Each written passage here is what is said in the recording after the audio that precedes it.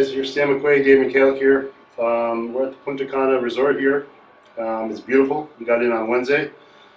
This resort's tremendous. It's huge. There's incredible activities here going on. The food's insane. Start off thanking Victor and Jonathan for, obviously this is going to be an amazing venue. You know, I mean, it's beautiful here. And I can't think of a better place for this man here, his last show, to finish it up. This is Stan's very last IFBB here, so. We're here in Dominican Republic, and I also would like to thank Victor Martinez, John De La Rosa, Steve Weinberger, basically all of the IFBB NPC for a wonderful career. 22 years of competing, and I will be finishing my career here in another country. I did my last show in the United States last week at the Legion Pro, but right here, this is a amazing finish to my career where I can actually end it on stage, unlike a lot of guys who either are injured, get sick, let time go by and you never see him again or whatever. You know, I'm calling it right here that this is it. So I'm going to walk from the stage this year, 2018. I did my very first show in 1996. I started out as natural, competed in a couple years. We moved on to the Muscle Mania Federation, which a lot of you guys know of, and competed there, turned pro there. And I remember, it's funny, I used to get a lot of slack from people saying, oh, he's on juice and this and that, but I truly was natural even in those days, even when I was turning pro. It wasn't until, you know, I stepped on the USA stage, and even that first year at the USAs as a middleweight, I took, I believe it was 4th in my very first USAs, and I remember being on stage and seeing these guys and going, okay, this is another level.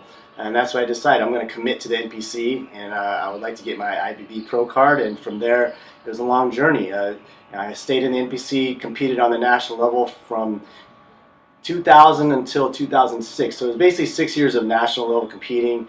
I won the USA, I took 4th in USAs, I won the USAs, I took 2nd in the nationals twice before finally winning it. So, you know, I could have turned pro by these standards, you know, several times, but you know, it didn't happen that way, and thank God, because by me turning pro in 2006, I held out for a couple of years, and then that's when they developed the 205 division.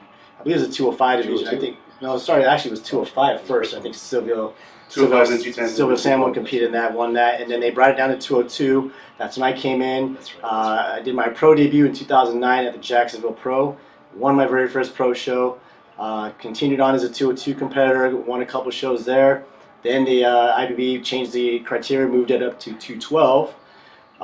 10 pounds on our height, 5'5", 5'6", 5'7" is a lot. But I still competed in that division. I actually won a pro show at 212 even, qualified for Olympia. And, you know, at that point, you know, the evolution of the 212 division has just grown so much. I mean, these guys are like enormous, and they got shorter and just so thick. You know, I just don't have that really body type or that body structure to really compete with, you know, on that level. You know, I remember being backstage and seeing guys like Flex Lewis, and I just couldn't stop staring at him, like the genetics.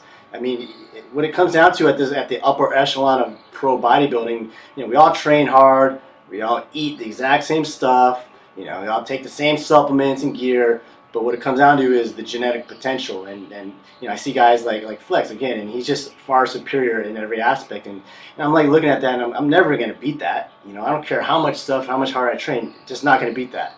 Do I want to keep beating myself up like that? You know, and then the classic division came out, and that was a good way for me to say, you know, what am I going to do when I actually want to retire? You know, I'm going to be 40, whatever it was, 43 at the time. You know, I'm like, what do you do? Like, do you keep taking stuff to stay big? You know, I know I didn't want to do that. So this actually gave me the best excuse to come from, like, you know, I competed at, was about 205 as a 212 guy, to actually come down. So immediately in 2015 I competed at 205, and then the following year I had to get down to 175. So I had to literally lose 30 pounds of muscle to get down to the classic physique division, which, you know, it was brutal. I had to lose a lot of muscle, but it gave me a new goal, because I knew in my regular life I would like to walk around in like 180, 185. It just gave me a goal. So I brought all that muscle down, and now I just walk around ripped and lean all the time. So this is like kind of more of a natural division for me, the classic physique division. You know, it's interesting. the way that things have changed from to get ready for this division compared to like when he was at 212, the amount of food and volume, the amount of food that was needed to create the volume to even to be in that division for Sam was he was just eating a tremendous amount of food. And I think part of what he's talking about is the fact that, it's not so much the gear and supplements, it's just pounding that degree of food. It's just wearing and tearing, and eventually it's just, you want to feel healthy. So I think it's almost like this division was almost created for Stan. It's almost like a prototype, it's just a great fit, So again, what Stan was saying, like we had to like recreate a whole look to like down structure the body and to create a look that still has some degree of, volume and stuff and, obviously crazy conditioning and to fit into the mold of the classic physique. So that was just a whole different way of prepping and everything like that and, different way of challenging, but it's pretty cool, to see that happen and to see how this class has been progressing. This is a great way of finalizing everything like that, and just again, I got to use the word goat here a little bit because 4 IFBB wins. We're talking about when it was as Sam mentioned 202 and then 210 and 212 and then classic. Actually 4 very different looks. Just shows how flexible his body is and like so we Sam's talking about genetics like these guys in the 212, but he has a very unique genetics to be able to create different looks and everything like that. And of course, starting from a very athletic background, So it's kind of cool to see the progression over the years. The classic physique division is an amazing division, You're going to see guys that you never heard of come out of the woodworks that are just genetic freaks. I mean, I'm sure you guys see these guys in the gym. These guys walk around with amazingly wide, round shoulders, not on any gear, just genetically gifted with a waist, a 24-inch waist with just perfect abs. You know what I'm saying? Like, so a lot of these guys are going to come out of the woodworks, and more popular this division gets, and you're going to see some like enormously genetic, freaks. That's what I like to say, man. Like Greek gods, it's just gonna get better and better. Yeah, this division is progressing incredibly. For example, Charles Curtis, he took second 2 weeks ago here over in Long Beach. He was a 212 guy, so it's very interesting. You're seeing some guys, 212 guys, come down, and it's interesting to see some of the overlapping of some of these athletes. And again, what Sam was saying, you're going to see this class is going to the evolution of this class is going to be. It's just the momentum of this class is pretty phenomenal, actually.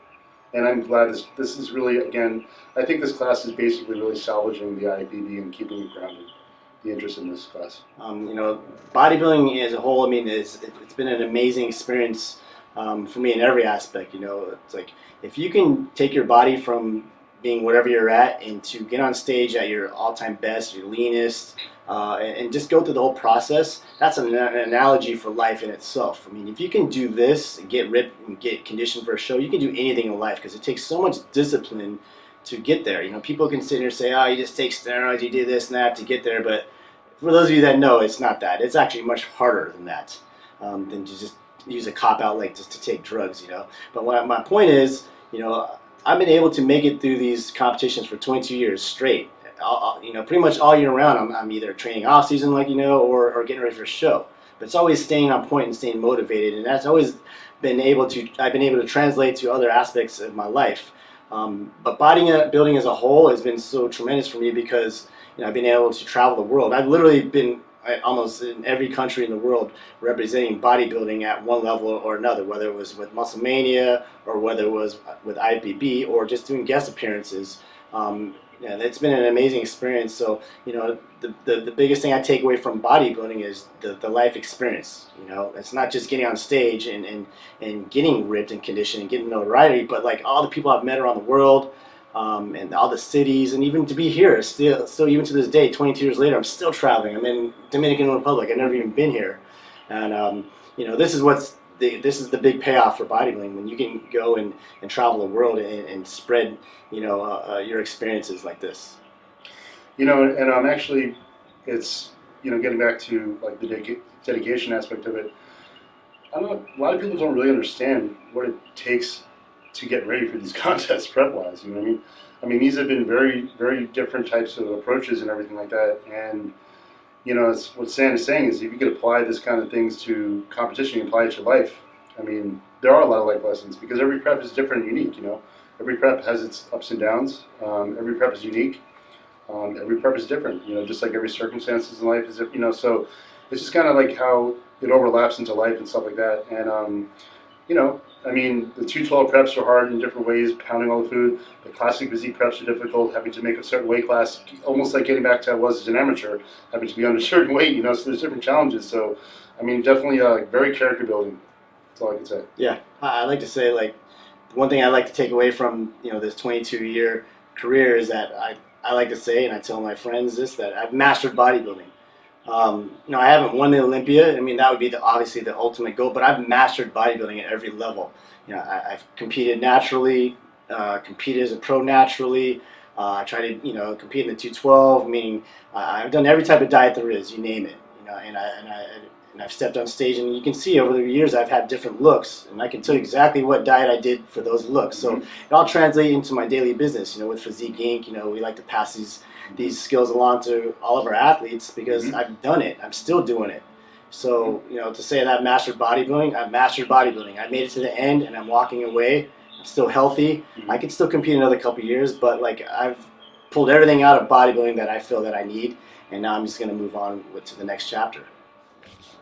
Say, basically going to like, one reason why I changed into the classic division is because, you know, I got away from my concepts. Yeah. Yeah, go. Okay. And one of the important things I like to make note to all of you guys out there is, you know, for one, especially if you're trying to be, you know, a classic physique guy, or even just bodybuilding in general, you know, it's not about the size, not about the scale, what the scale says. That's irrelevant, because when you're on stage, not one judge up there knows what your number on the scale says. You know, I got caught up in that. You know, I've never ever been at the top of the weight class except for classic now. But like, you know, as a pro, I was always one of the smaller guys. When I turned pro, I was like the second smallest in the light heavyweight class. So that was always my weapon. My weapon was the aesthetics, the symmetry, the conditioning. When I turned pro in 2009, I still utilized those guns, but I started recognizing, man, these guys are pretty big. And we started really trying to transition to a different type of body, which was more of the size game. I tried to play that game for a while. And after a couple of years of doing that, you know, it really just kind of like, it changed my game. You know, it really started to distort my waistline. It just wasn't a look that I felt comfortable with. Even when I won maybe 2 shows, I just didn't feel like I was 100%. I always felt like I was like 80%, even winning shows, because that's not my look. You know, I just didn't feel comfortable with that. And you know, I'm thinking, you know, I'm winning shows with this look, and that's I don't even like that look. I look at pictures, I wouldn't even put them up because I'm like, I hate that look. So I started to get away from that, and you know, I wish classic physique was around back then, but it is what it is. I mean, I still kind of was the classic physique back then, and it just happens that there's a title to it now. So you know, my advice is, you know, stick to your guns. If you know that your major weapon is conditioning, always stick with conditioning. Don't try to play the size game no matter what, or vice versa. You know, if you're really thick, don't try to get away from that and come in super flat and shredded. You know, you got to recognize, and you got to be around people that are going to tell you the truth too. You know, you can't be, you know, moving through a prep, listening to everyone in the gym. Everyone's going to tell you, oh, you're amazing, you look great. Yeah, we know that, but you got to take constructive criticism and utilize it as a tool. You know, I want people to tell me my flaws. I don't want you to tell me, like, oh, you're ripped, you look great. Tell me, like, oh, yeah, your arms are still too small, or your calves, or whatever. You got to take those things and really utilize those tools to move ahead.